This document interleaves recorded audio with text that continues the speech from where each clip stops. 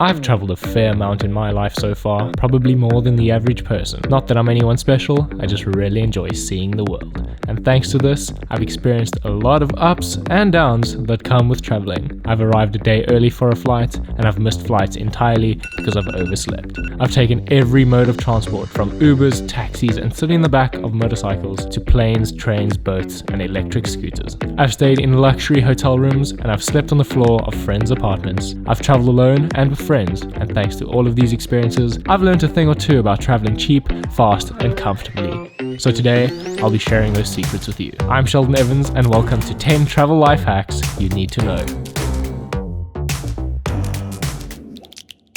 Alright guys, Sheldon Evans here. So in this video, I'm going to be giving you guys some of the tips and tricks that I've gained over my travels in my lifetime. I've got a pretty big trip coming up soon, with a lot of time going to be spent in airports and on airplanes. So I thought, why not share some of the tips and tricks that'll help you guys save some time and save me some time as well. Starting off with the first tip is saving money. And we're going to save money on our flights. Now there's a few ways to do this. And the first is by being flexible with your travel date. If you can adjust your departure and arrival date by 5 days either way, so before or after either of those dates, you can save yourself up to $500, sometimes even more. I saved $700 on my most recent trip because I was able to adjust my flight dates. It's quite easy for me because I'm flexible and I don't really have a 9-to-5 job, and I can adjust my travel dates whenever I want. But if you're working and you need to book time off, just book your trip further in advance and then you can be more flexible with your travel dates. But how do you know which days are going to be cheapest? Well, the best way to do this is to use a flight search engine, and there's a few of them out there. There's Google Flights, Kayak, Skyscanner, and Matrix ITA. Now you can either use one of them or all of them together. And the best thing to do is just to use them all together, because you can compare prices between each of them and see which one is higher and which one is lower, and then just book through that search engine. Also, the more that you search for flights, the higher those prices of those flights are going to go up. So it's best to keep clearing the cookies in your browser or browsing and searching for flights in incognito mode. Just try and open up a separate tab and don't be logged into anything when you're searching for flights, because the airlines are going to increase their prices the more you search for those flights. Number 2 is prep your phone before you leave. You want to set up your mobile phone before you leave with everything that you're going to need for your trip, whether it's navigation apps, translators, coupon and discount code apps, podcasts, movies, music, whatever it might be. You need to get it on your phone. The reason being is that there's a good chance that you're not going to have Wi-Fi on your flight, or it's going to be very expensive, or you might be stuck somewhere where there isn't an internet connection and you have nothing to do and nowhere to go. So the best thing to do is make sure that you have everything on your phone that you need for offline use. With some navigation apps, you can download maps to your phone so that you can use them without any sort of data connection. You can do this with Google Maps. Simply select the area and then download the map ahead of time so that you can use it offline. Translation apps are key if you're going to a country where they don't really speak English. It can be very hard to navigate in a country where they don't speak English, so you simply type what you need on your phone, show it to your driver or your taxi driver, and they'll take you to exactly where you need to be. Number 3 is incredibly important to me and should probably be on the top of this list, and that is investing in some good quality noise cancelling earphones.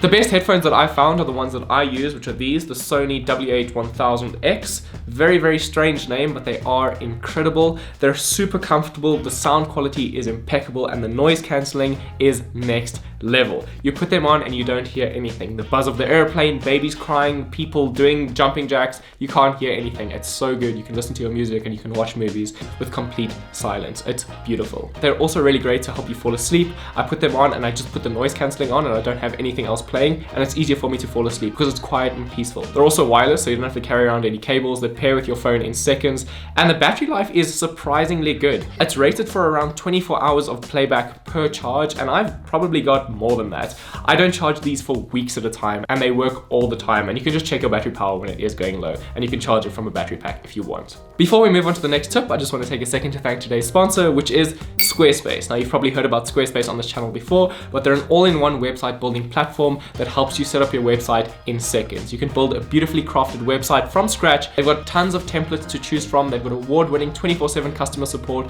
so if you run into any issues, just hit them up and they'll be able to help you out. You can set up an online store if you want to sell products, if you're starting up a business, if you have an existing business and you want to migrate to the Squarespace platform. It's super easy to do and they make it so simple. I use Squarespace for my own photography website. I sell presets through there, I write blogs, and I share my work in the best way possible on a Squarespace website. So whether you need a domain name, a website, or an online store, create one with Squarespace. I promise you won't be disappointed. Even though they occasionally sponsor my channel, I am a dedicated lifetime customer. I've loved them from the get-go and I really won't ever change.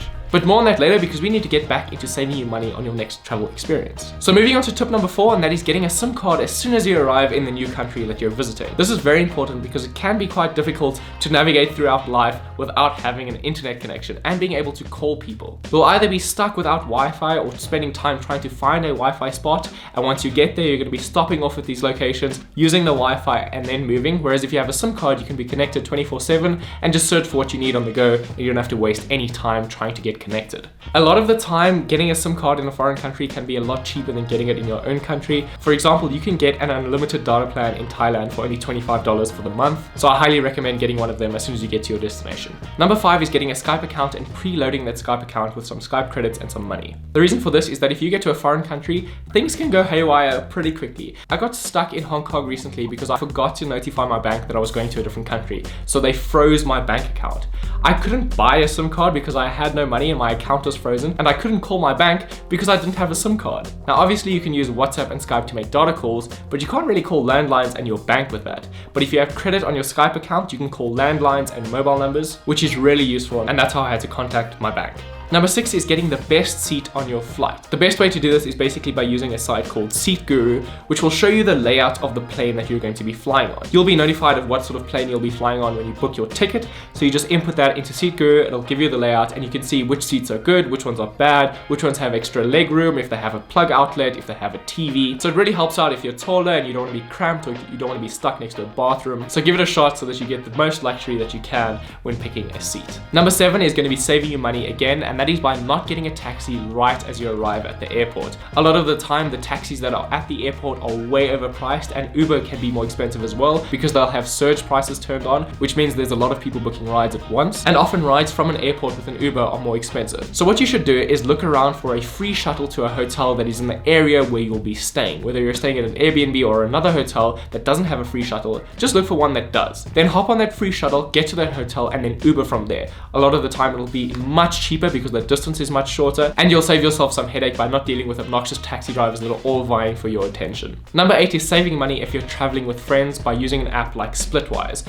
I heard about this when I used to stay with roommates, and everyone would split the monthly expenses on the app. So if someone bought something for the house, they just throw it on the app and it would split it equally amongst the people living in the house. So if you and your friends are hopping into a taxi, or you're buying some sort of activity that you're going to be doing on your trip, and only one of you has money, or one of you has more than the other, one person can pay, and then you can throw it on the app and it'll split it equally, and then at the end of your trip, you can just use Splitwise to settle it up, and it'll tell you exactly who needs to pay who what amount. If you don't want to use the app, you can also use a communal wallet. So buy one wallet that one person looks after, that everyone puts an amount in at the beginning of the trip, and then you use that wallet to pay for group activities, and then at the end of the trip, just split that money out amongst your friends. Number 9 is packing an extra phone charger. More than I'd like to admit, I forget my phone charger at home and in hotel rooms all the time, and it's become a serious problem. So what I do now is I always pack an extra phone charger that stays in my carry-on luggage and I don't take it out. But if you do forget your phone charger, there's one place that you can look to get one for free.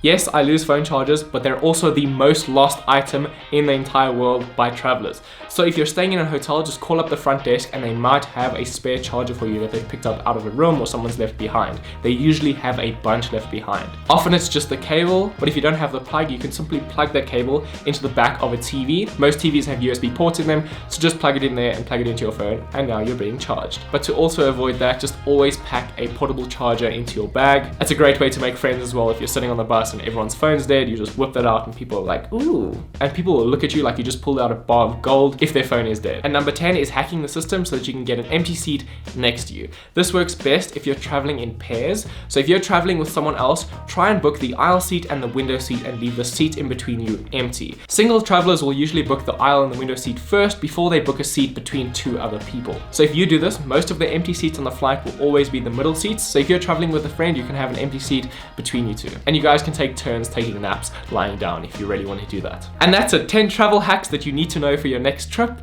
I hope you guys liked the video. If you did like it, don't forget to hit the like button, hit the subscribe button if you want to see more videos from me. I upload all the time. And as always, I shall see you in the next video. Cheers.